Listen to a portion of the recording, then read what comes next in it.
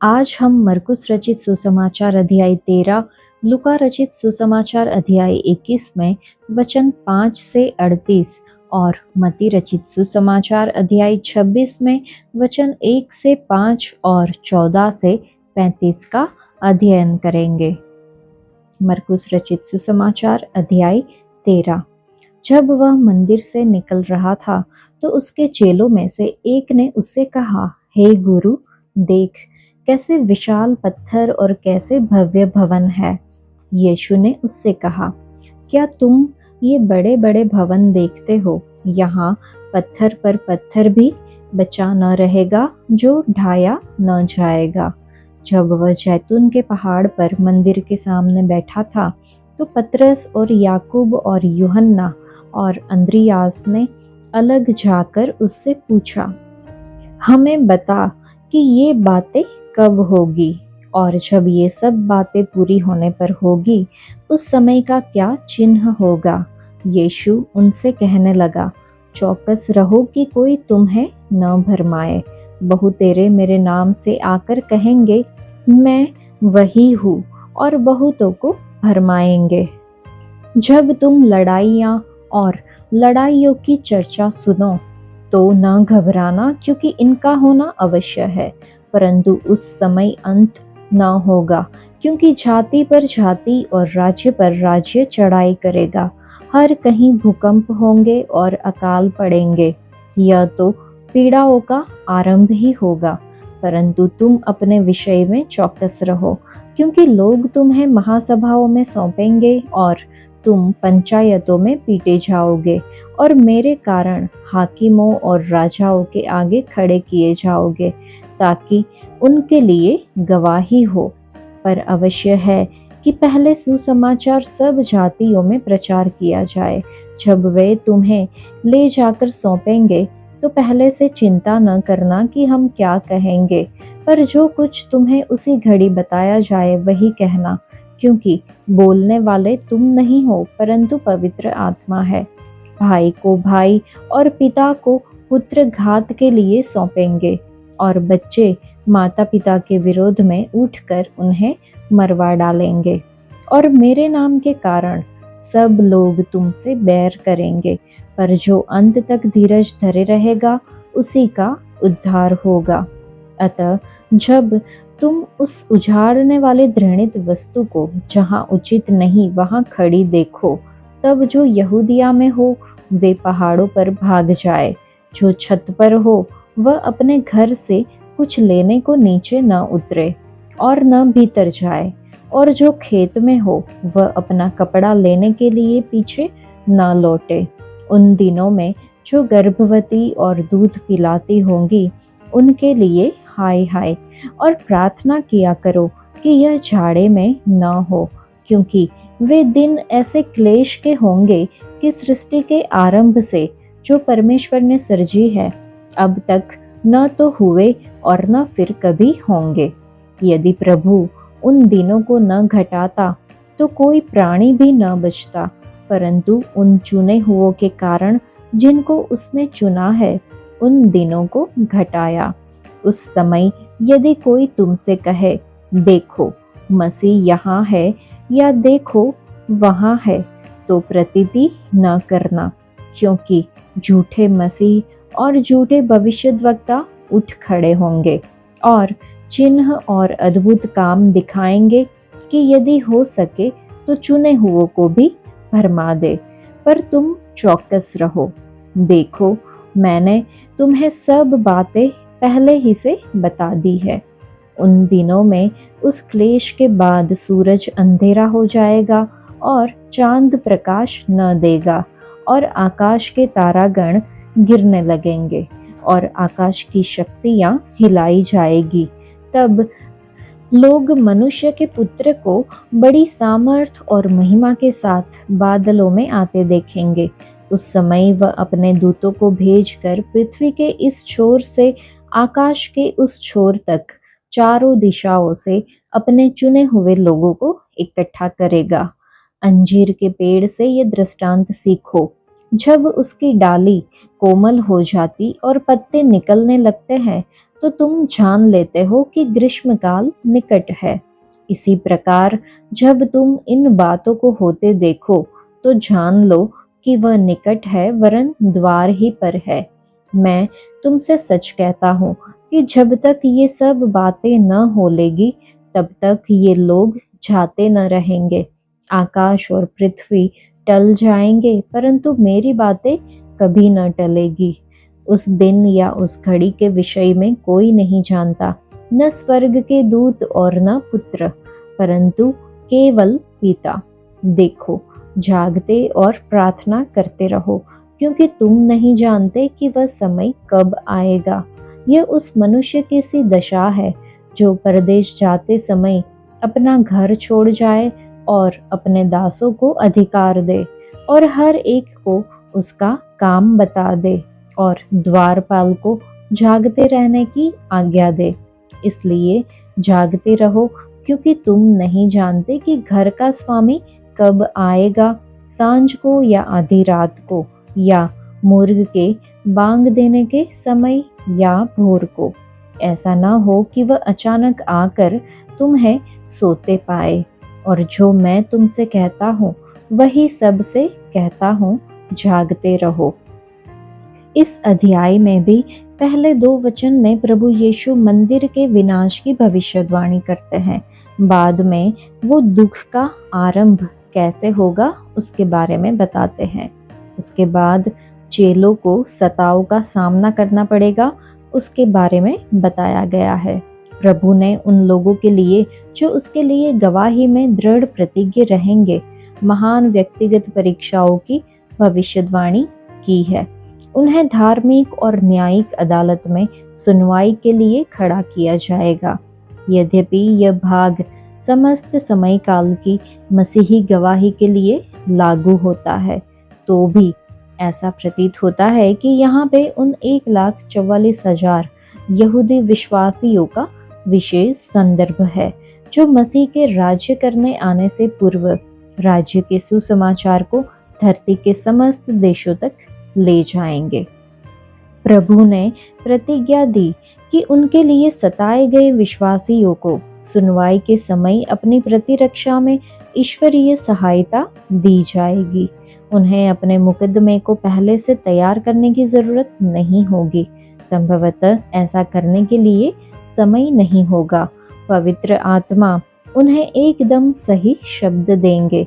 इस प्रतिज्ञा का उपयोग आज संदेश या सुसमाचार तैयार न करने के बहाने के रूप में नहीं किया जाना चाहिए, लेकिन ये संकट के समय के लिए अलौकिक सहायता की निश्चयता है। यह शहीदों के लिए प्रतिज्ञा है, सेवकों के लिए नहीं। क्लेश काल के दिनों का एक और गुण होगा उन लोगों के प्रति व्यापक विश्वासघात जो उद्धारकर्ता के प्रति विश्वास रखते हैं। विश्वासियों के विरुद्ध उनके परिवार के सदस्य सूचना देने वालों के रूप में कार्य करेंगे।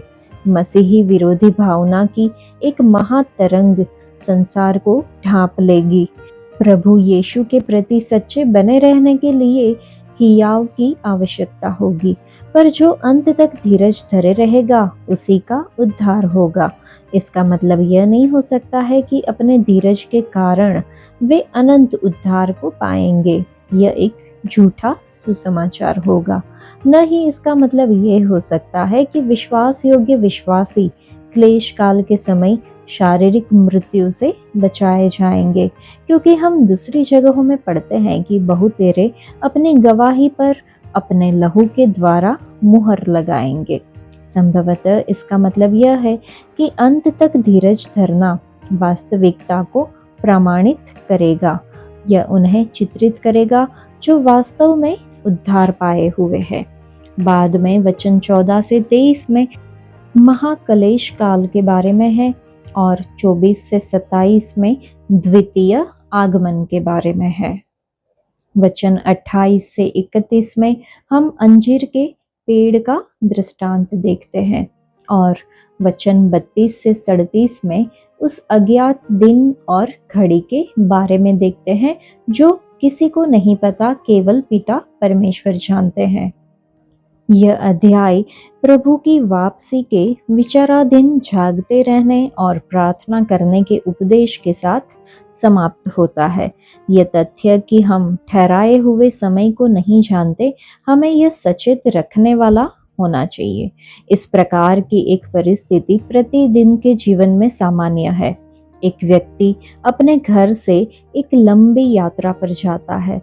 वह अपने सेवकों को निर्देश देता है और पहरेदार को भी अपनी वापसी के लिए सतर्क रहने को कहता है। प्रभु यीशु ने खुद को उस यात्रा करने वाले मनुष्य से जोड़ा। वह रात्रि के किसी भी पहर में आ सकते हैं। पहरेदार के रूप में सेवा देते उसके लोग सोते हुए नहीं पाए जाने चाहिए। अतः उसने इस शब्द को अपने समस्त लोगों के लिए दिया, जागते रहो। लूका रचित सुसमाचार अध्याय 21 में वचन 5 से 38। जब कुछ लोग मंदिर के विषय में कह रहे थे कि वह कैसे सुंदर पत्थरों और भेंट की वस्तुओं से संवारा गया है, तो उसने कहा, वे दिन आएंगे जिनमें यह सब जो तुम देखते हो, उनमें से यहाँ किसी पत्थर पर पत्थर भी न छूटेगा जो ढाया न जाएगा। उन्होंने उससे पूछा, हे गुरु, ये सब कब होगा और ये बातें जब पूरी होने पर होगी तो उस समय का क्या चिन्ह होगा? उसने कहा, चौकस रहो कि भरमाए न जाओ, क्योंकि बहुत से मेरे नाम से आकर कहेंगे, मैं वही हूँ, और यह भी कि समय निकट आ पहुँचा है। तुम उनके पीछे न चले जाना। जब तुम लड़ाइयों और बलवों की चर्चा सुनो तो घबरा न जाना, क्योंकि इनका पहले होना अवश्य है, परंतु उस समय तुरंत अंत न होगा। तब उसने उनसे कहा, जाति पर जाति और राज्य पर राज्य चढ़ाई करेगा, और बड़े बड़े भूकंप होंगे, और जगह जगह अकाल और महामारियां पड़ेगी, और आकाश से भयंकर बातें और बड़े बड़े चिन्ह प्रकट होंगे। परंतु इन सब बातों से पहले वे मेरे नाम के कारण तुम्हें पकड़ेंगे और सताएंगे और पंचायतों में सौंपेंगे और बंदीगृह में डलवाएंगे और राजाओं और हाकिमों के सामने ले जाएंगे। पर यह तुम्हारे लिए गवाही देने का अवसर हो जाएगा। इसलिए अपने अपने मन में ठान रखो कि हम पहले से उत्तर देने की चिंता न करेंगे, क्योंकि मैं तुम्हें ऐसा बोल और बुद्धि दूंगा कि तुम्हारे सब विरोधी सामना या खंडन न कर सकेंगे।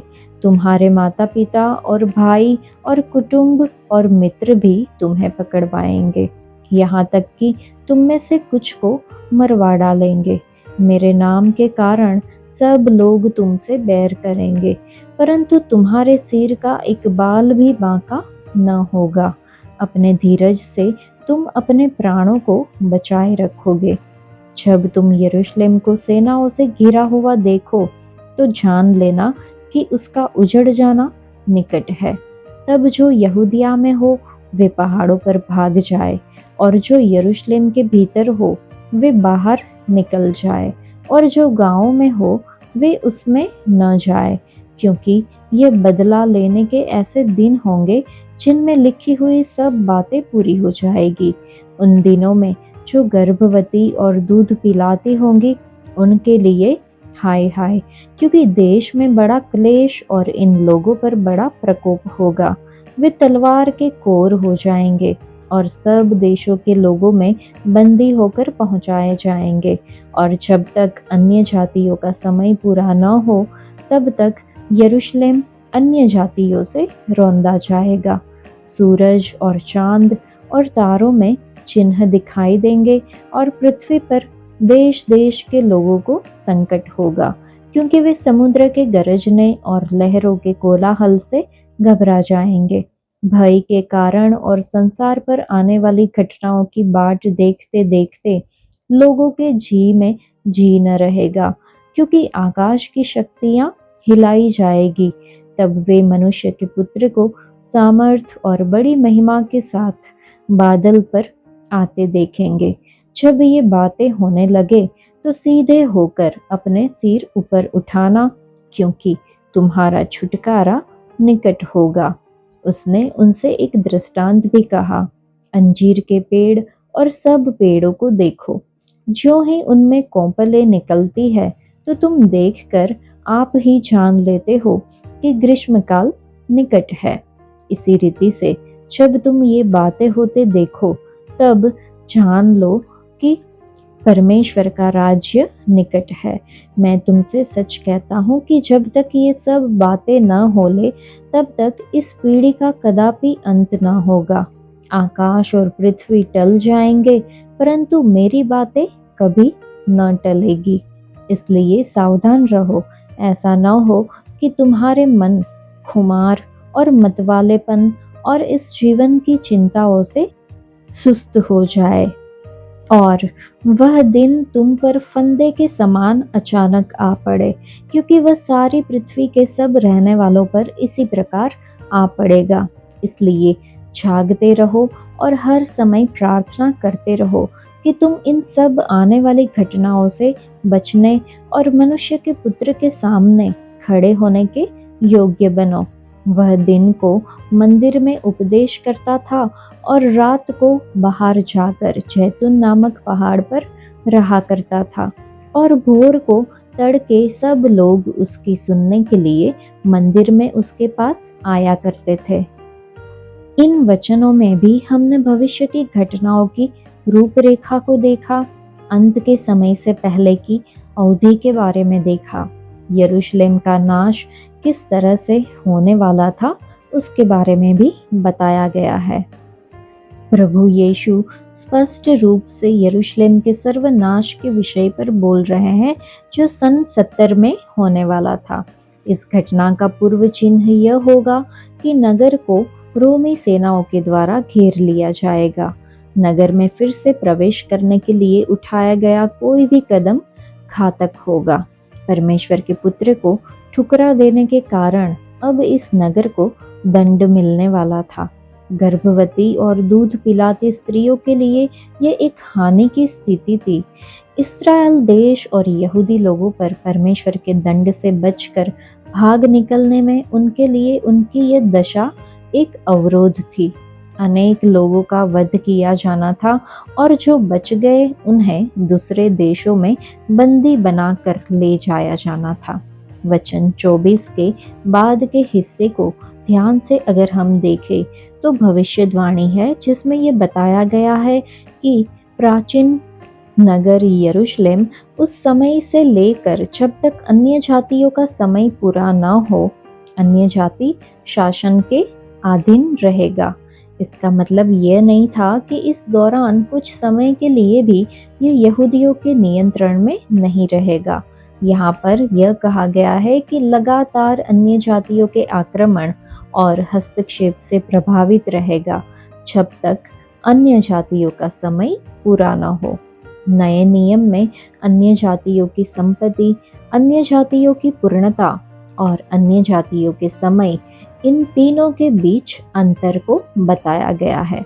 अगर हम अन्य जातियों की संपत्ति के बारे में देखें तो उस विशेष अधिकार के स्थान को कहा गया है जिसका आनंद अन्य जातियों द्वारा वर्तमान में उठाया जा रहा है, जबकि परमेश्वर के द्वारा इस्राएल को अस्थायी रूप से एक किनारे कर दिया गया है। अन्य जातियों की पूर्णता के बारे में अगर हम देखें तो मेघारोहण के समय होगी जब मसीह की अन्य जाति दुल्हन पूर्ण की जाएगी और पृथ्वी से बादलों पर मसीह से मिलन के लिए उठा ली जाएगी, और जब परमेश्वर एक बार फिर से इस्राएल के साथ अपनी योजना को आगे बढ़ाना शुरू करेंगे। अन्य जातियों के समय के बारे में अगर हम देखें तो वास्तव में बाबुल की बंधुआई के समय से आरंभ हुआ और उस समय तक कायम रहेगा जब तक अन्य जातियों का यरूशलेम पर और आगे नियंत्रण नहीं रह पाएगा। हमारे उद्धारकर्ता द्वारा ये वचन कहे जाने के समय से लेकर शताब्दियों से यरूशलेम अन्य जातियों की सत्ता के अधीन रहा है। वचन 25 से 28 में दूसरे आगमन के बारे में बताया गया है। वचन 29 से 33 में अंजीर का पेड़ और सब पेड़ के बारे में बताया गया है। उसके वापस आने का एक और अन्य चिन्ह यह होगा कि अंजीर के पेड़ और सब पेड़ों में कौपले आ जाएगी। अंजीर का पेड़ इस्राएल जाति का एक उपयुक्त चित्र है। ये अंतिम दिनों में नया जीवन का प्रमाण देना आरंभ करेगा। निश्चय ही यह एक अर्थपूर्ण बात है कि अनेक शताब्दियों तक तितर बितर होकर गुमनामी का जीवन व्यतीत करने के बाद सन 1948 में इस्राएल राष्ट्र फिर से स्थापित हुआ और अब ये राष्ट्रों के परिवार के एक सदस्य के रूप में पहचाना जाता है। दूसरे पेड़ों में कौपलों का निकलना राष्ट्रवाद और संसार के नए नए विकसित देशों में अनेक नई सरकारों के उभर कर आने का प्रतीक हो सकता है। इन चिन्हों का अर्थ होगा कि मसीह का महिमामय राज्य शीघ्र ही स्थापित होने वाला है। यीशु ने कहा कि इस पीढ़ी का तब तक अंत न होगा जब तक ये बातें पूरी न हो ले। लेकिन इस पीढ़ी से उनका आशय क्या था? कुछ लोग ऐसा मानते हैं कि उन्होंने ये बात उस समय की पीढ़ी के लिए कही जिस समय वह इन वचनों को कह रहे थे, और इन सारी बातों की पूर्णता यरूशलेम के सर्वनाश के साथ पूरी हुई। लेकिन यह विचार सही नहीं है, क्योंकि मसीह उस समय सामर्थ और महिमा के साथ बादलों में नहीं लौटे। वचन 34 से 38 में जागते रहने और प्रार्थना करते रहने के लिए सचेत किया गया है। सच्चे अनुयायियों को हर समय जागते और प्रार्थना करते रहना है और इस प्रकार से अपने आप को उस अधर्मी संसार से अलग किए रहना है जो परमेश्वर के क्रोध के द्वारा नाश होने के लिए ठहराया गया है। साथ ही जागते रहने और प्रार्थना करते रहने के द्वारा अपने आप को उन लोगों के साथ शामिल करना है जो मनुष्य के पुत्र के सामने उसके द्वारा स्वीकार किए जाने के लिए खड़े रहने के योग्य है। प्रभु प्रतिदिन मंदिर परिसर में शिक्षा दिया करते थे, लेकिन रात को वह जैतून पहाड़ पर सोने जाते थे। वह अपने ही बनाए हुए संसार में बेघर थे। भोर को तड़के सब लोग उसकी सुनने के लिए उसके पास हर दिन नए उत्साह के साथ आया करते थे, ऐसा लिखा है। मत्ती रचित सुसमाचार अध्याय 26 में वचन 1 से 5। जब यीशु ये सब बातें कह चुका तो अपने चेलों से कहने लगा, तुम जानते हो कि 2 दिन के बाद फसह का पर्व है और मनुष्य का पुत्र क्रूस पर चढ़ाए जाने के लिए पकड़वाया जाएगा। तब प्रधान याजक और प्रजा के पुरनिये काइफा नामक महायाजक के आंगन में इकट्ठा हुए और आपस में विचार करने लगे कि यीशु को छल से पकड़कर मार डाले। परंतु वे कहते थे, पर्व के समय नहीं, कहीं ऐसा ना हो कि लोगों में बलवा मच जाए। इन वचनों में हम यीशु को मार डालने के षड्यंत्र के बारे में देखते हैं। पहले 2 वचन इस सुसमाचार में चौथी और अंतिम बार हमारे प्रभु ने अपने चेलों को पहले से सचेत किया है कि उनका मरना अवश्य है। उनकी घोषणा से ये संकेत मिलता है कि फसह के पर्व और उन्हें क्रूस पर चढ़ाए जाने के समय के बीच एक बहुत ही निकट संबंध होगा। लिखा है, तुम जानते हो कि 2 दिन के बाद फसह का पर्व होगा और मनुष्य का पुत्र क्रूस पर चढ़ाए जाने के लिए पकड़वाया जाएगा। इस वर्ष फसह के पर्व को उसका सच्चा अर्थ मिलने वाला था। फसह के मेमने का अंततः आगमन हो चुका है और शीघ्र ही वह बध होने वाला है। जिस समय वह यह बात कह रहे थे, महायाजक और प्रजा के पुरनिये काइफा नामक महायाजक के आंगन में इकट्ठे हुए ताकि यीशु के विरुद्ध रणनीति तैयार कर सके। वे उसे चुपचाप पकड़कर मार डालना चाहते थे, लेकिन पर्व के समय ऐसा करना उन्हें बुद्धिमानी नहीं लगी। उसकी हत्या के विरुद्ध लोगों के उग्र हो जाने की आशंका थी। यह अविश्वसनीय है कि इस्राएल के धार्मिक अगुवों ने अपने मसीह की मृत्यु का षड्यंत्र रचने में पहल की। चाहिए था कि वे सबसे पहले उसे स्वीकार करते और उसे अपना राजा बनाते। इसके बजाय वे उसके शत्रुओं के अग्रणी नेता बन गए। फसह के पर्व को मनाना इस बात को याद करना था कि किस प्रकार परमेश्वर ने इस्राएलियों को मिस्र के दासत्व से निकाला था। इसे वर्ष के पहले महीने के 14वें दिन को मनाया जाता था। पहला महीना, जो कि निसान कहा जाता है, यह महीना आधुनिक कैलेंडर के मार्च और अप्रैल महीनों में पड़ता है। फसह सूर्यास्त से आरंभ होता था। अखमीरी रोटी का पर्व अगले दिन पहले महीने के 15वें दिन आरंभ होता था और ये 7 दिन तक चलता था। फसह के पर्व के दौरान एक मेमने को मारना, भूंजना और खाना होता था। मेमने का लहू उन्हें उस लहू का स्मरण दिलाता था जब परमेश्वर ने मिस्र पर अंतिम महामारी भेजी थी और उससे पहले इस्राएलियों ने उस लहू को अपने दरवाजों की चौखटों पर लगा लिया था। परमेश्वर के मृत्युदूत ने इस्राएलियों के उन घरों को छोड़ दिया था जिन पर लहू लगा दिया गया था, परंतु मृत्युदूत ने मिस्रियों के पहलौठों को मार दिया था। अखमीरी रोटी को फसह तथा अखमीरी रोटी के पर्व के 7 दिनों के दौरान खाना पड़ता था। यह इस बात का स्मरण कराती थी कि लोगों को कितनी हड़बड़ी में मिस्र छोड़ना पड़ा था कि उनके पास इतना भी समय नहीं था कि गूंथे हुए आटे को खमीर कर सकते। अतः उन्होंने बिना खमीर की रोटियां बनाई थी। इस प्रकार बनाई हुई रोटी चपटी और समतल रहेगी। इसी अध्याय में हम वचन 14 से 35 को पढ़ते हैं तो लिखा है कि तब यहूदा इस्करियोती ने, जो 12 चेलों में से एक था, प्रधान याजकों के पास जाकर कहा, यदि मैं उसे तुम्हारे हाथ पकड़वा दूं तो मुझे क्या दोगे? उन्होंने उसे 30 चांदी के सिक्के तोल कर दे दिए और वह उसी समय से उसे पकड़वाने का अवसर ढूंढने लगा। अखमीरी रोटी के पर्व के पहले दिन चेले यीशु के पास आकर पूछने लगे, तू कहाँ चाहता है कि हम तेरे लिए फसह खाने की तैयारी करें? उसने कहा, नगर में अमुक व्यक्ति के पास जाकर उससे कहो, गुरु कहता है कि मेरा समय निकट है, मैं अपने चेलों के साथ तेरे यहाँ पर्व मनाऊंगा।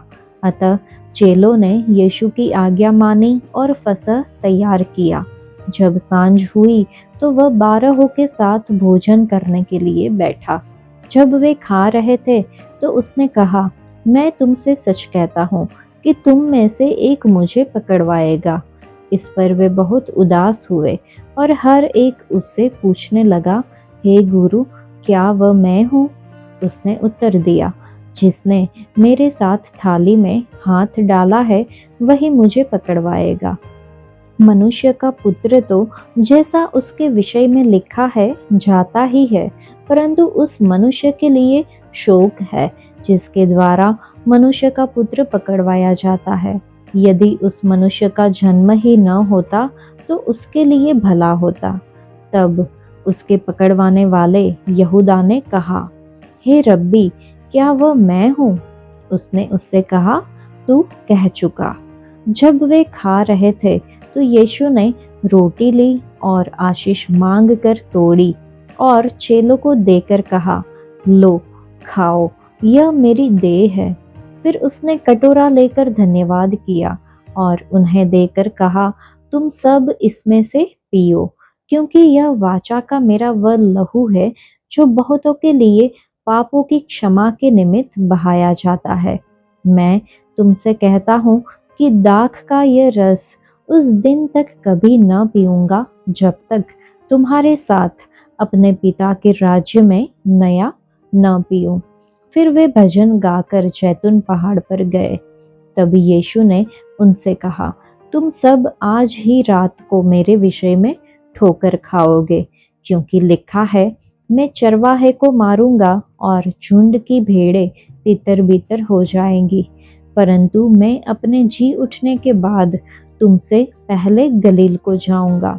इस पर पतरस ने उसे कहा, यदि सब तेरे विषय में ठोकर खाए तो खाए, परंतु मैं कभी भी ठोकर न खाऊंगा।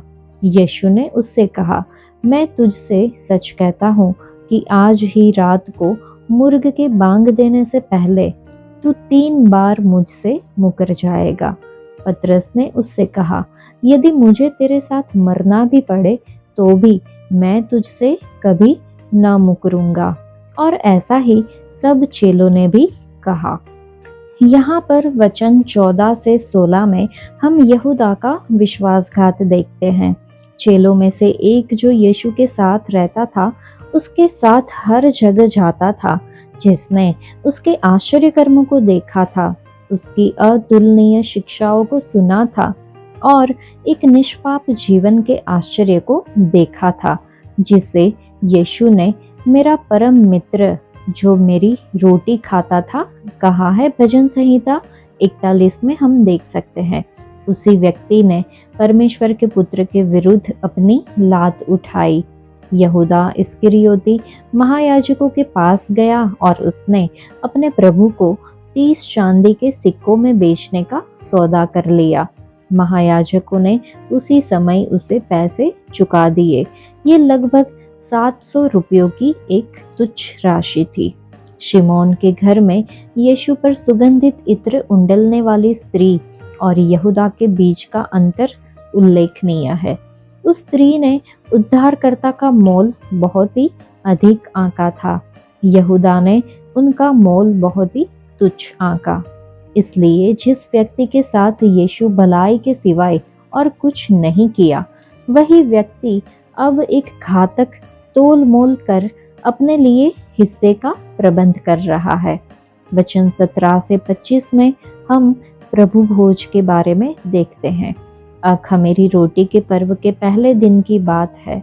इस समय यहूदी परिवारों से सारे खमीर को हटा दिया जाता था।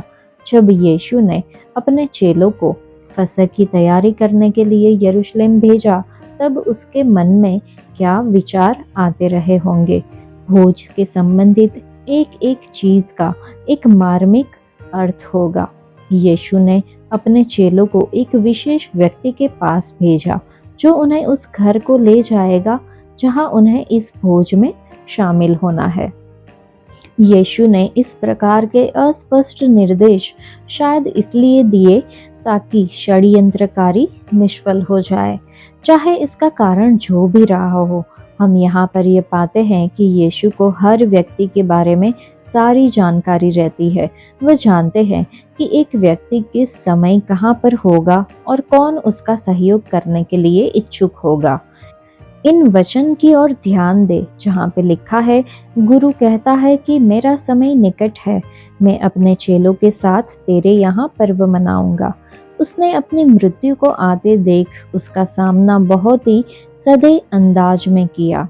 बहुत ही सुंदर रीति से उसने इस भोज का प्रबंध किया। इस अनाम व्यक्ति को क्या ही सुअवसर मिला कि उसने इस अंतिम भोज के लिए अपना घर प्रभु को उपलब्ध कराया। जब वे खा रहे थे, यीशु ने एक चौंकाने वाली घोषणा करते हुए कहा कि 12 चेलों में से एक उसे पकड़वाएगा। चेले दुख, खीज और हीन भावना से घिर गए। एक के बाद एक वे यीशु से ये पूछने लगे कि हे गुरु, क्या वह मैं हूँ? जब यहूदा छोड़ बाकी सब ये पूछ चुके, तो यीशु ने उन्हें बताया कि उसे वह चेला पकड़वाएगा जिसने उसके साथ थाली में हाथ डाला है। प्रभु ने रोटी का एक टुकड़ा लिया, उसे डुबोकर यहूदा को दिया। ये विशेष प्रेम और मित्रता का एक चिन्ह था। उसने उन्हें स्मरण दिलाया कि आगे जो होने वाला है वह एक प्रकार से अटल है, लेकिन इसका मतलब यह नहीं है कि विश्वासघाती को उसकी करनी से छुटकारा मिल जाएगा। उसके लिए बेहतर होगा कि अगर वह कभी जन्म ही न लेता। यहूदा ने जानबूझकर उद्धारकर्ता को बेचने का निर्णय लिया था और इसलिए इसके लिए वह व्यक्तिगत रूप से जिम्मेदार है। जब अंत में यहूदा ने सीधे सीधे पूछा कि क्या वह उसे पकड़ने वाला है, तो यीशु ने उत्तर दिया हाँ। बाद में हम पहला प्रभु भोज देखते हैं। यूहन्ना की पत्री अध्याय 13 में वचन 30 से हमें ये ज्ञात होता है कि जैसे ही यहूदा ने रोटी का टुकड़ा लिया, वह बाहर चला गया और ये रात का समय था। इसलिए हम इस निष्कर्ष पर पहुंचते हैं कि जिस समय प्रभु भोज की स्थापना हुई, उस समय यहूदा वहां उपस्थित नहीं था। फसह का अपना अंतिम भोज खाने के बाद यीशु ने प्रभु भोज की विधि की स्थापना की। सारभूत अंग, रोटी और दाखरस पहले से ही फसह के भोज के भाग के रूप में मेज पर रखे हुए थे। यीशु ने उन्हें नया अर्थ प्रदान किया। पहले उसने रोटी ली और आशीष मांगकर चेलों को देकर कहा, लो खाओ, यह मेरी देह है। क्योंकि उसका शरीर अब तक क्रूस पर बलिदान नहीं किया गया था, ये स्पष्ट है कि वे प्रतीकात्मक भाषा का उपयोग कर रहे थे और अपने शरीर के चिन्ह के रूप में रोटी का उपयोग कर रहे थे।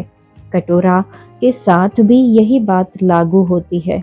पात्र का उपयोग इसके भीतर समाई हुई चीज को व्यक्त करने के लिए किया गया। कटोरे में दाखरस था जो वाचा का लहू था। अनुग्रह की इस नई निशर्त वाचा की पुष्टि बहुतों के पापों की क्षमा के लिए उनके बहुमूल्य लहू के बहाए जाने के द्वारा होगी। यीशु का लहू सबको क्षमा दिलाने के लिए पर्याप्त था, लेकिन यहाँ पर यह बहुतों के निमित्त बहाया गया, मतलब ये सिर्फ उन लोगों के पापों की क्षमा के लिए प्रभावी है जो उन पर विश्वास करते हैं। उसके बाद उद्धारकर्ता ने अपने चेलों को स्मरण दिलाया कि वह उनके साथ दाख का यह रस उस दिन तक नहीं पिएंगे जब तक वह पृथ्वी पर राज्य करने के लिए नहीं आएंगे। तब दाखरस का एक नया अर्थ होगा। ये उसके पिता के राज्य के आनंद और आशीष को व्यक्त करेगा। वचन 30 से 35 में हम आत्मविश्वासी चेले के बारे में देखते हैं। प्रभु भोज के बाद इस छोटे गायन दल ने एक भजन गाया। शायद वह भजन 113 से 118 से लिया गया था।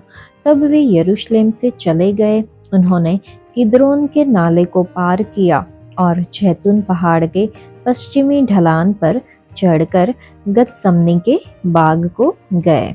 पृथ्वी में अपनी सेवकाई के दौरान पूरे समय प्रभु यीशु ने अपने चेलों को आगे के रास्ते के बारे में विश्वास योग्यता से सचेत किया था। अब वह उन्हें बताते हैं कि उस रात वे सभी उसे त्याग देंगे। जब वे तूफान की भयावहता को देखेंगे तो उन पर डर हावी हो जाएगा। अपने प्राण बचाने के लिए वे अपने प्रभु को त्याग देंगे। जकरिया की यह भविष्यवाणी पूरी हो जाएगी, जो कि जकरिया की पुस्तक अध्याय 13 में वचन 7 में है कि तू उस चरवाहे का काट, तब भेड़ तितर बितर हो जाएंगी। परंतु उसने उन्हें बिना आशा दिए नहीं छोड़ा। यद्यपि वे उसके साथ अपने संबंध को लेकर शर्मिंदा होंगे, लेकिन वह उन्हें कभी नहीं त्यागेगा। मृतकों से जी उठने के बाद वह उनसे मुलाकात करेगा। वह गलील में उनसे मुलाकात करेगा। वह क्या ही अद्भुत और कभी भी न छोड़ने वाला मित्र है। पतरस उतावली में हस्तक्षेप करते हुए प्रभु को यह आश्वासन देने लगा कि चाहे सब चेले उसे छोड़ दे, लेकिन वह उसे कभी भी न छोड़ेगा।